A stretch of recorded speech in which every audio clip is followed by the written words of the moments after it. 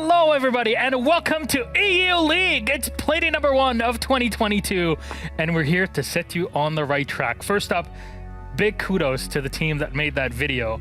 Not just the one that had this guy in it, but also that beautiful introduction video, because we have never seen it. And we thought, you know what, APAC 1 is really, really good. How can we top it?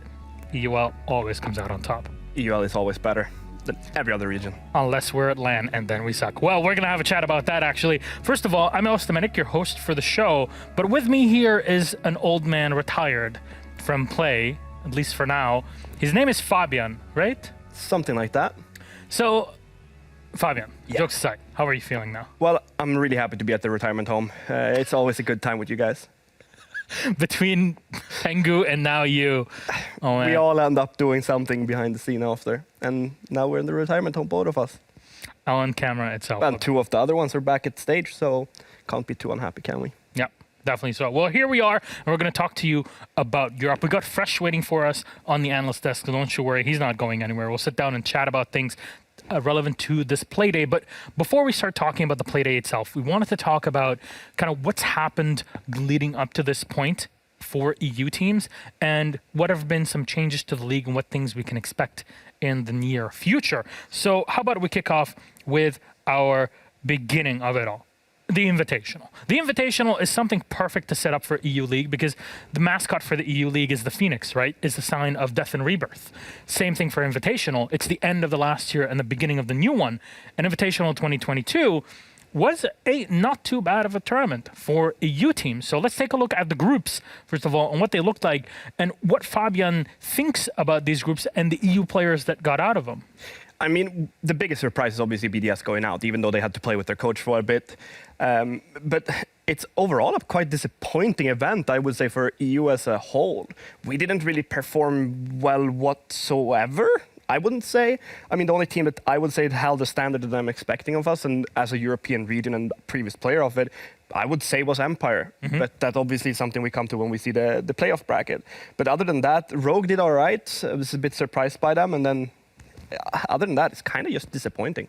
I mean, you could talk about, well, Navi were still within their first year of inception, a lot of experience for them to really put under their belt. Mexico was a learning station for them. It really takes time. Now that we're finally getting back into events, M&M was a big surprise for a lot of people, seeing them in here and them being able to move beyond the groups, given the group that they were in. Yeah, it's impressive. I think M&M is a team that's actually up and coming, and it's a team I'm really excited to see what they can do in EU because I think they do have talent to perform at that level, without a doubt, actually.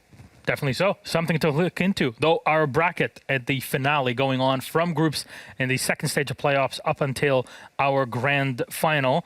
Don't worry about it. EU won the final. That's how it is. But outside of Team Empire, it seemed like Europe couldn't really get a foothold in any game that they had. I think that an issue that Europe has had for quite a while is that we've been quite adapted to the BO1 gameplay, which means that whenever we go into a BO3, we seem to struggle with, I don't know if it's mental or if it's something else, but it seems that as soon as we go into a best of 3, we don't seem to be able to keep up with having as good gameplay or actually just keeping up overall. Maps doesn't seem to really be in our favor at the moment. And as you mentioned earlier, with it being a Phoenix, I really hope we can race back up from it because I expect more, and I think most of the viewers do too. Definitely so. When we're talking, you know, every time we talk about Europe, like, hey, best team, best region in the world, yada, yada. We're very proud of our tier 2, tier 3 scene, which a lot of league teams actually scrim with CL and nationals teams. And yet still, it takes time. This year, though, for 2022, it seems like there's been so many changes that this year is the rebirth of Europe. It might take the year, at least in my opinion, for the region to kind of re-examine itself. But this is a year that we need to take off to properly look at the region again.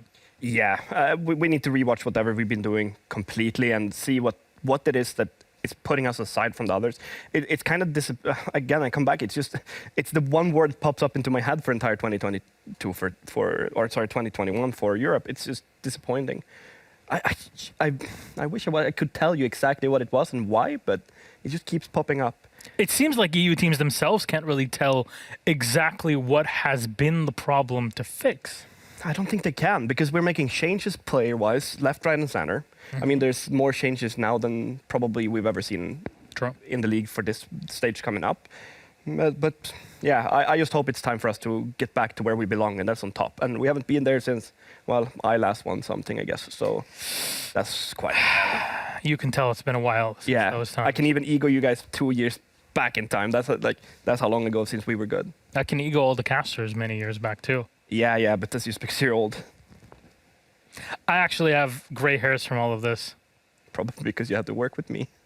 I had to work with Intero for many years. That one is way worse. It is incredibly horrendous. You had to work with Pengu, but here we are. Now you're both in the. Pengu was a breeze. Was he now? You always thought the same way as I did. Yeah. We were telepathic with each other, or whatever. We can read each other's brains. And yet now we're all in the same copium. Yeah, we're all on copium and both in retirement homes. So look at where that took us in these days. But this is kind of how Europe has faced international play at the Invitational. It's obviously not all doom and gloom. In general, 2021 was the year of LATAM. It's the year of Brazil. They've been dominating everything. And the most important thing is, hey, a Brazilian team didn't win despite 2 of the 4 teams in the last, top 4 being Brazilian teams. So very well done, very well played. Yes, I'll acknowledge it. NA won the Invitational. Fair enough. Congrats to TSM. It was a fluke. Fluke is here. She's getting dressed in the back. But yeah, it was a fluke. But yeah, we'll call it that. We're gonna keep calling it that until Europe wins. Like, you know what, balance has been restored. We'll see when that happens, or if we'll be alive by that point, Fabian. That's big questions that we're kind of asking ourselves. But there have been some changes in the league itself, and one that kind of harks back to the very olden days is moving away from a 7-map pool to a 9-map pool. Yeah. And not just that, but also removing Coastline, a map you were very familiar with, the amount of time you played it. And we have a graphic to actually show all the maps, just in case you're not really sure what the changes were. Here it is. Theme Park, Border, and Skyscraper added in. Coastline is out. Those will join Villa Bank, Chalet Club, Cafe, and Oregon. Your thoughts on it, Fabian? I'm very happy that Coastline is out. It was a very one-dimensional map, and it really didn't require a lot of strats. It was more about you went in where the opponents weren't. So the defenders, they were defending top floor, while then you went first floor. If opposite, well, they obviously went in on above.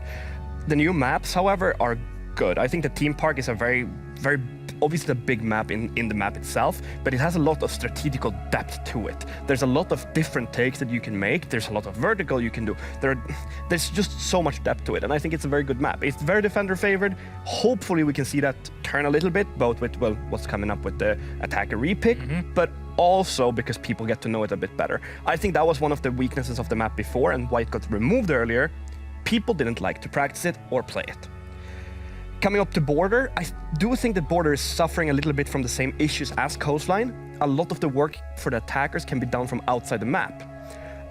That in itself is a little bit of an issue, but I think that with time, I think the defenders again will learn how to play it better. What we've seen in APAC so far, it was all right. We saw it a little bit in Brazil played. It was okay to watch, but I still think that there are quite a bit of small things we need to figure out with it.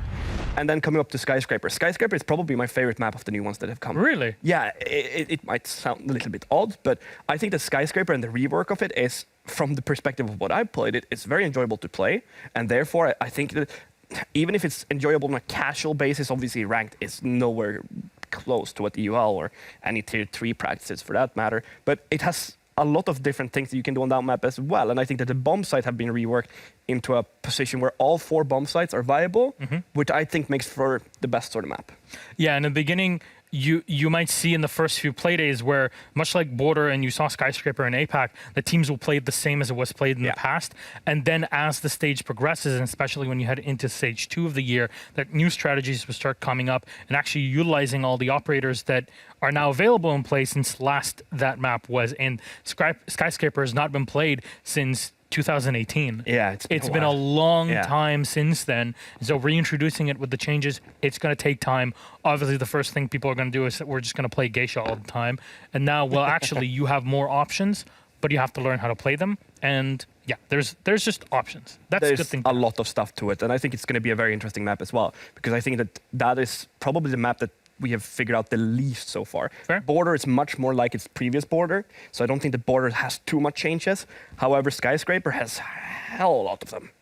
Well, our patch notes, what do they look like? We have some important ones that really dive into competitive play, but some that are more for the general public. First up, the R6 Fix incentive program. Now, if you've never reported any bug that you've seen in the game on R6 Fix, you should probably start doing it, especially now that if you're reporting these issues and for the team to actually be able to see them at Ubisoft, you'll get some cool stuff in the game as a reward, as a thank you for reporting issues. So hey, the development team can get to work on them, fixing them, so we can all have a better game. Second change up on the screen for you as well is player protection. So now you want to lessen the amount of people that come in and ruin the game for everybody. So it's kind of a, I guess, a step up from two-factor authentication to make sure that, hey, if you're coming in, we want to limit the amount of people that can really, again, ruin the experience for those out there. One right after is Match Replay, now coming to consoles, and actually is now available for consoles. There's been a lot of changes and updates also for Match Replay ever since it was brought into the game, a year ago now. So big improvements, working a lot better than what it was back in the day, and very happy to see here. Of course, it benefits us in competitive play, but also for you at home. If you're playing a ranked game, you want to go back and watch your own gameplay, great. You can also take the file and send it to a friend and add it to your folder in the game.